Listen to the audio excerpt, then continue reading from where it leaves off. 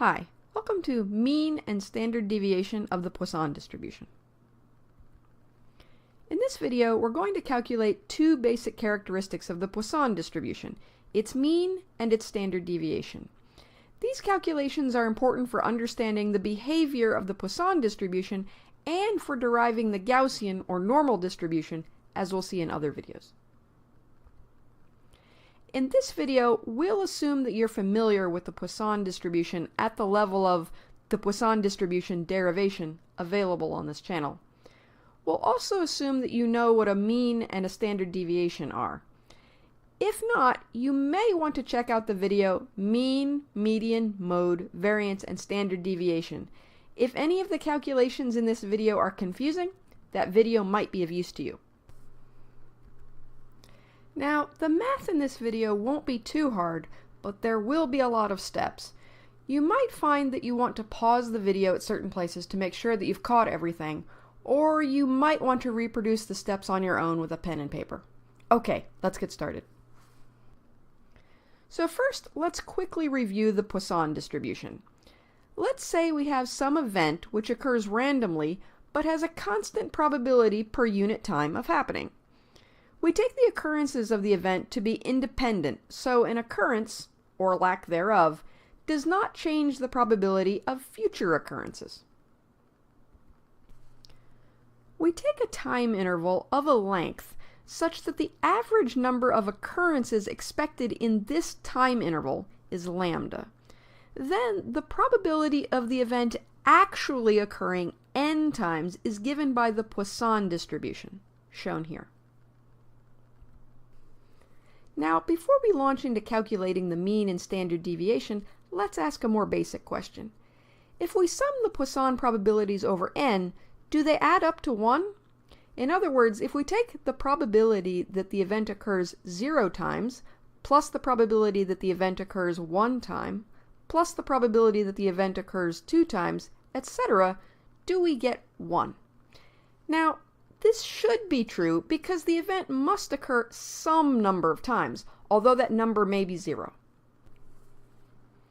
Okay, let's see if we can confirm this. To do this, we're going to use a series expansion of e to the x. So e to the x equals 1 plus x squared over 2, etc., which equals the sum over n, from n equals 0 to infinity, of x to the n over n factorial. Now, we're not going to show this, but if you've had calculus, you can derive this as a Taylor series. Alternatively, another method is to use the relation that 1 plus x over n raised to the n power goes to e to the x as n goes to infinity. You can take the expression 1 plus a, all raised to the n power, and write out the product of the n terms of 1 plus a. Then you can set a equals x over n and take n as large. Okay, let's take that series expansion of e to the x and look at our expression.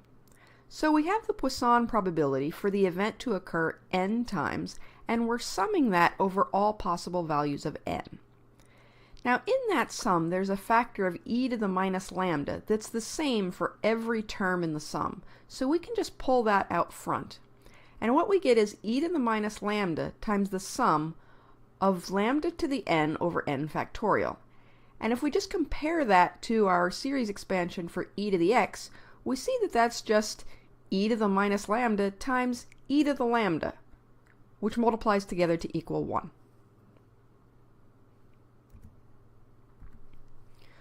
So if we add up all the probabilities over all n, we do in fact get 1. We'll use this in the rest of the calculations in this video. Okay, next, the mean. So here we're asking the following. In a time interval where the average expected number of occurrences is lambda, the probability to have n occurrences is given by the Poisson distribution. So if we repeated this experiment over many, many trials, what would be the average value of n? Now, some of you may be wondering, don't we already know this? Isn't lambda the average number of occurrences in the time interval? And you would be exactly right. But let's see if we can show it starting from the Poisson distribution. This exercise will also help us figure out how to calculate the standard deviation of n, which we don't know right off the bat. So to do this, let's say we repeated this experiment over m trials, where m is a very large number. So to get the average value of n, we would add up the values of n over all m trials, and then we would divide by m.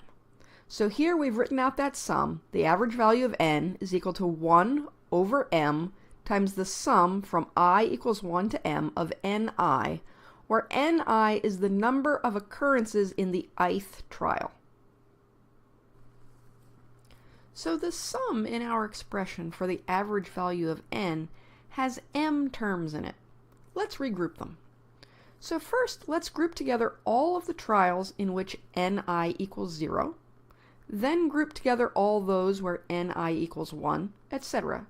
So we write out our expression for the average value of n as 1 over m times a series of sums that look just like what we had before, except in the first sum we keep only those terms where ni is equal to 0. In the second sum we keep only those terms where ni is equal to 1, etc. Okay, so from the previous slide we had our expression for the average value of n. So let's look at the first sum in this equation. How many of the m trials have ni equals 0? So we're taking m to be very large, so the number of trials that have ni equals 0 should be very close to m times the probability for ni to equal 0, which is equal to m times the Poisson probability for n to equal 0 given lambda. And for all of those terms in the first sum, ni is equal to 0, so we can replace the first sum with the expression m times the Poisson probability for n to equal 0 times 0. So we have a new expression where we've replaced the first sum with the expression m times the Poisson probability for n to equal 0 times 0. Now we can do the same thing for the second sum in our expression.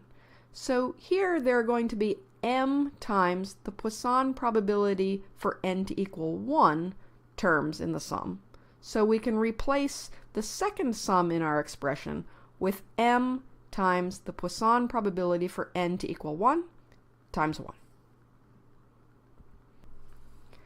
So we can do the same thing for all of the sums in our expression for the mean value of n.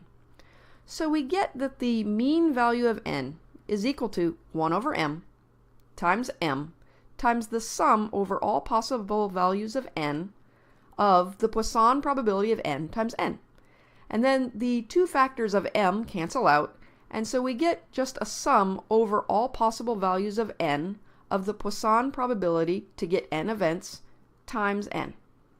Okay, so now in the last line we have that the mean value of n is equal to the sum over all values of n of the Poisson probability to get n events times n, and that equals the sum from n equals 0 to infinity of lambda to the n e to the minus lambda over n factorial times n. Okay, so now we have an expression for the mean value of n. Now we just have to figure out how to actually calculate this sum. So first let's notice that the n equals 0 term is 0 due to the factor of n in the sum. So we can do the sum just starting from n equals 1. So in the bottom line on the slide we've rewritten the sum from the top, it's just that we've dropped the n equals 0 term. Okay, so next let's note that n over n factorial is equal to 1 over n minus 1 factorial. So let's substitute that into our expression for the mean value of n. Okay, next let's move a factor of lambda out in front of the sum. So now we get that the mean value of n is equal to lambda times the sum over n from n equals 1 to infinity of lambda to the n minus 1 e to the minus lambda over n minus 1 factorial. Okay, so now we have that expression. Now let's define m to equal n minus 1 and rewrite our expression in terms of m. So we get that the mean value of n is equal to lambda times the sum over m from m equals 0 to infinity of lambda to the m e to the minus lambda over m factorial. Now we can just look at that sum, the sum over m from 0 to infinity of lambda to the m e to the minus lambda over m factorial, and this is the same sum that we previously saw is equal to 1. So we can substitute in 1 for that sum, and we get that the mean value of n is equal to lambda, as we predicted at the beginning of the calculation. Okay, so we've seen that the mean value of n is in fact lambda. We'll now work on getting the standard deviation of n. We'll do this in a very similar way, so if the above derivation wasn't clear, you might want to go through it a second time or try to repeat it yourself. So the standard deviation is just the square root of the variance, so we're going to calculate the variance first.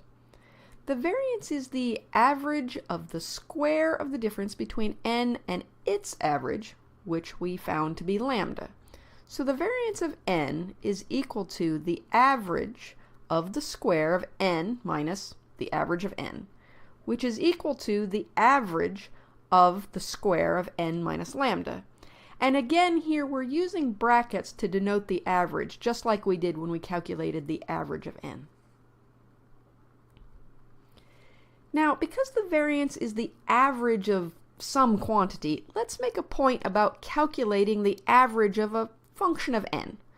So when we calculated the average of n, we started with the expression of the average of n equals 1 over m times the sum over all trials of ni. And we found that this could be written as a sum over all values of n times the Poisson probability to get n events times n. Now, if we want the average of a function of n, which here we call fn, we could go through exactly the same steps as before, and we would just get that the average value of fn is equal to the sum over all possible values of n of the Poisson probability to get n events times fn. So let's apply this to get the variance of n. So we get that the variance, which is the mean value of the square of n minus lambda, is equal to the sum over all possible values of n of the Poisson probability of n times n minus lambda squared. Now, first let's note that the average value of n minus lambda squared is equal to the average value of n squared minus 2n lambda plus lambda squared. Next, let's note that lambda squared is just a number. It doesn't vary from trial to trial, so the average value of lambda squared is just lambda squared. Next, let's note that lambda is also just a number and doesn't change from trial to trial, so the average value of minus 2n lambda is equal to minus 2 times the average value of n times lambda, which equals minus 2 lambda squared. Okay, so we started with the variance of n being equal to the mean value of the square of n minus lambda, and that was equal to the mean value of n squared minus 2n lambda plus lambda squared. But we can substitute in our expressions for the mean values of minus 2n lambda and lambda squared, and we get that the variance of n is equal to the mean value of n squared minus lambda squared. Now, we'll need this result in a bit, but right now we have the task of calculating the mean value of n squared. Okay, so yeah, we need the mean value of n squared.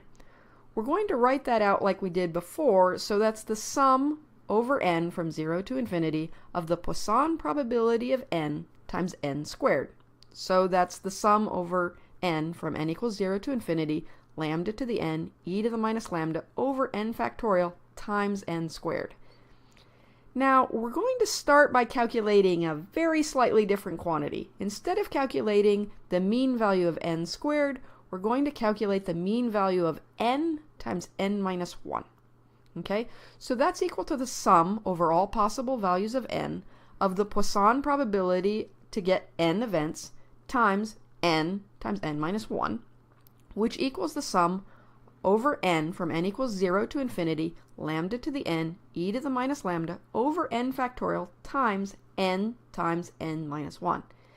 Now, note that the average value of n times n minus 1 is equal to the average value of n squared minus n, which is equal to the average value of n squared minus lambda.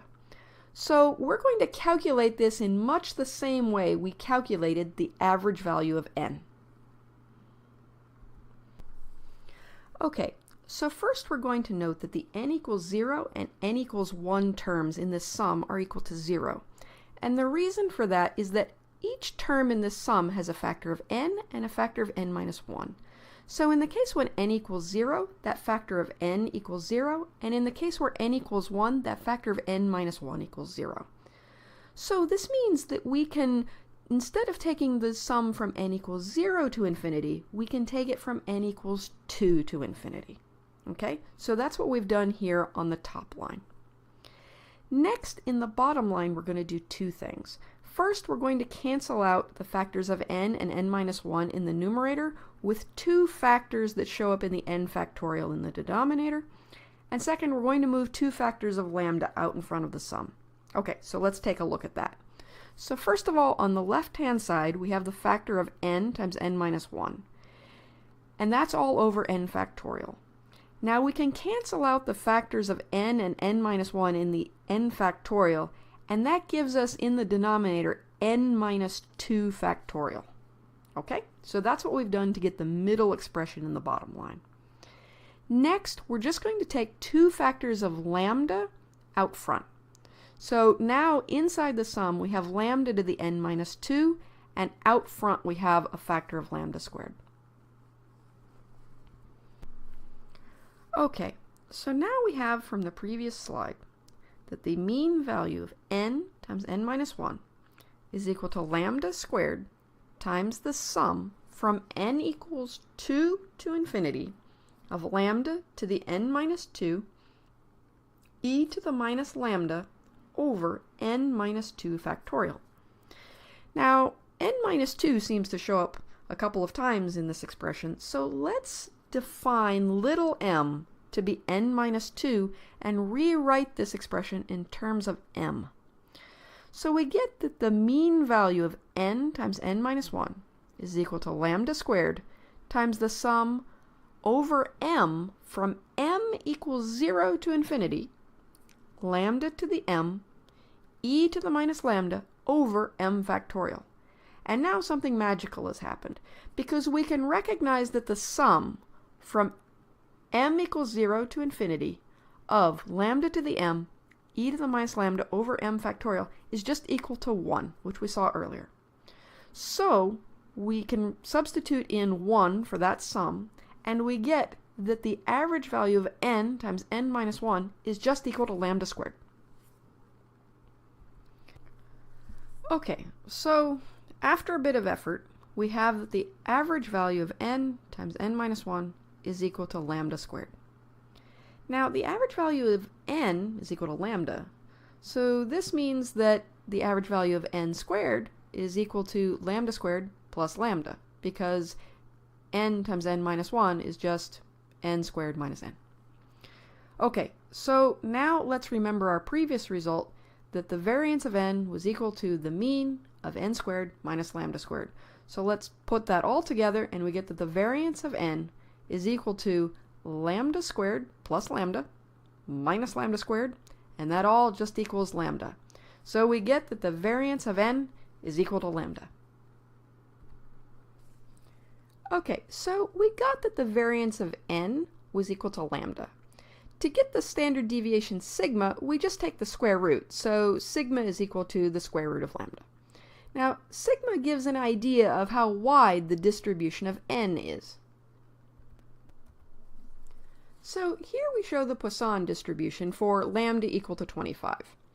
The first thing to notice is that it is centered near n equals lambda, so n equals 25. The next thing is that we can roughly estimate sigma from taking the half width at half maximum. So we take half of the width of the distribution where it is at half of its total height. As it's plotted here, its total height is 0.08. So we look at the distribution where it is at half that, so 0.04. That gives a half width of about 5, which is equal to the square root of lambda, which is the standard deviation. Okay, so next we've plotted the Poisson distribution for lambda equal to 100. Again, it's centered near n equals lambda, so n equals 100. And this time, if we take the half width at half maximum, we get approximately 10, which is equal to the square root of lambda, and which is the standard deviation. Okay, so now let's summarize. In this video, we've confirmed that if n is Poisson distributed, the mean value of n is, in fact, lambda.